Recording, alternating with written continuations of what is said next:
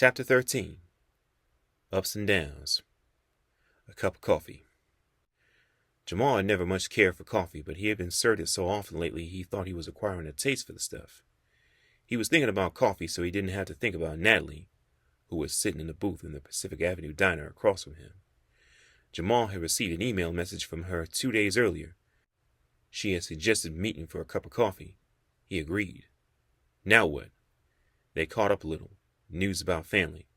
Natalie told him about Jamila, how incredibly smart she was, books she liked, games she played, food she refused to eat. There was a lot of awkward silence, too. They ordered 2 pastries. She had cheesecake, and he had something real chocolatey. Made the coffee taste better, he thought. Jamal paid, which accounted for all of his go-out-and-blow-it money for the week. They were just getting up to leave, and Natalie stopped. She looked at him, maybe for the first time that afternoon. She looked right at him. "The support payments," she said. "The checks, She paused. "We appreciate them. I know it's hard now. You do what you can, okay?" He met her eyes. "Okay," he said, nodding, still holding her eyes. "Okay." Out of the blue. The next day, as he arrived home from work, Jamal's sister handed him a post office form. "I found it in the mailbox," she said. "Some kind of official notification for something. You have to go to the post office to pick it up. Sign for it." After a short wait in line at the post office lobby, Jamal got to a window, signed the slip, and gave it to the Asian woman behind the counter. She went into the back of the post office somewhere, and now she was back with a big official-looking envelope. Jamal took it and went out into the area with all the post office boxes. He put the envelope down on a tall writing table and looked at it. The address said it was from D'Amico, Fratelli, and Munzio, attorneys at law. Offices were in one of the big office buildings downtown. Jamal stared at the envelope. Something told him he wouldn't find anything good inside. "They want more than $7,000 from me," Jamal said to Jennifer when he got back home. "More than $7,000 damn dollars. Storage fees, that's what most of it is." Jamal paced, caught up inside with a mixture of anger and frustration, and, well, there was something so ridiculous about this, it was almost funny. Almost. "After they arrested me, they found my car, and it wasn't in a legal spot, so they started ticketing it," Jamal said. "Now, I've almost paid all that off. But the cops had it towed. That was $150, he said, pointing to a figure in the sheaf of papers he was holding. "The tow operator, Magliosi Brothers, they got the car and they charge a storage fee. It's $25. Not much, not so bad, except that's $25 a day. For 300 days. Get that, 300 days. That's like $7,500. And I'm incarcerated and don't know about this, so I can't do anything about it. And then after 300 days and I didn't claim the car, they sell the damn car at auction. They got $200. They give me credit for that here," he said, pointing at the paper again. "But they added another towing fee here. And here they got taxes, some damn service charge and interest. Nearly $8,000, Jamal said, finally slumping in a soft chair. "I'm just starting to clear a little bit of my debt, and $8,000? And with all that, I still ain't got no wheels." Jamal laughed. It wasn't funny, but what else could you do? Looking for answers. After a difficult night's sleep, Jamal's head began to clear. He remembered Leroy Williamson's offer. Jamal called the auto parts store from the phone in the break room at the packing plant and asked for the credit manager. Williamson told him to come right over as soon as he could. The wave of anxiety and frustration Jamal felt when he first opened the envelope had begun to recede. He was definitely thinking more clearly today. Williamson took his time going through the papers. As Jamal watched an expert comb through the documents, he even began to feel a little hopeful. Maybe there was a way out of this mess. "So, you're dealing with debt. What's the first thing you do?" Williamson said when he finally looked up at Jamal. "Stop digging," Jamal said. "This here, though, is from out of the past." "Step 2, Williamson said. "Man up," Jamal said. "But you tell me, you gonna man up to a debt when you never signed up for it or anything? Never had a warning? Nothing?"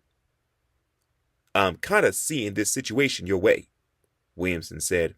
Not sure I'd be ready to start paying anything on this one, at least for now. So we skip step 3? Pay something? Jamal said. For now, Williamson said. On to step 4. Communicate, Jamal replied. Get in touch.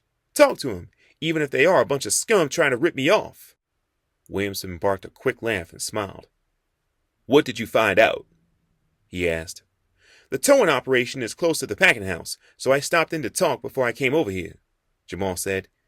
Didn't take long. I explained how I was incarcerated and never heard anything about my car getting towed. Guy I talked to, name of Tony, fat white guy, seemed to be the dispatcher, but he also seemed to be pretty much in charge. He said that was a real bad break. Then I said since I didn't know about any of this, and they sold my car and all, that I shouldn't be getting this bill. Williamson interrupted him. And he said, You're right, Jamal. Just tear up that order to appear in court.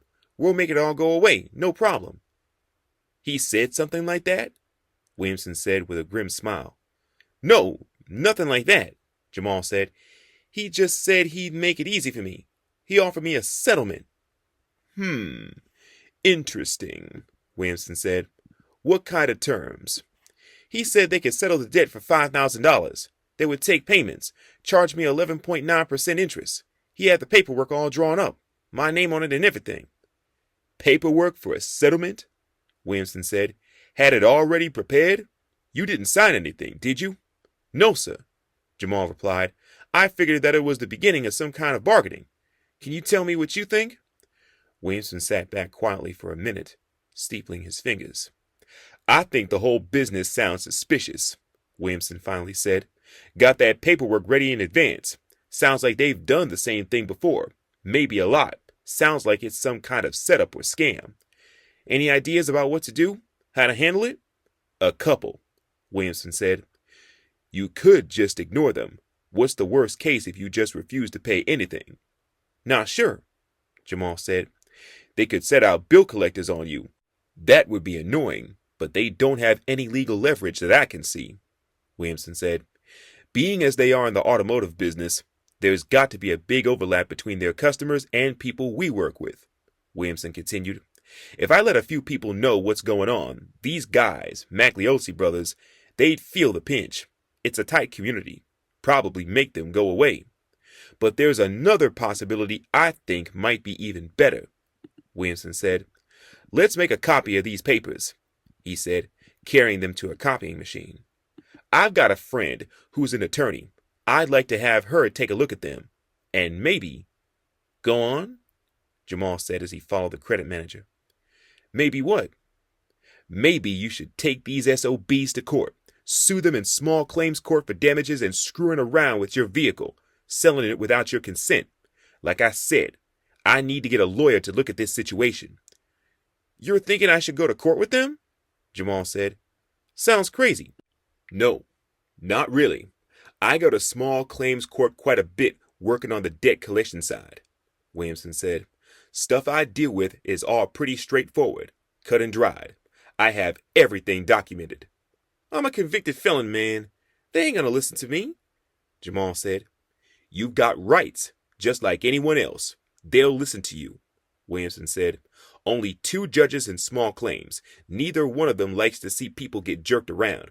They got a lot of latitude. They work to get things right. So you think I ought to sue the bastards, Williamson said. They want to take advantage of a man who's trying to get his life together. Sounds like this may be something they do all the time. They may even be working with someone inside the police department to set people up. Damn, Jamal said. Sue the bastards. That sounded good.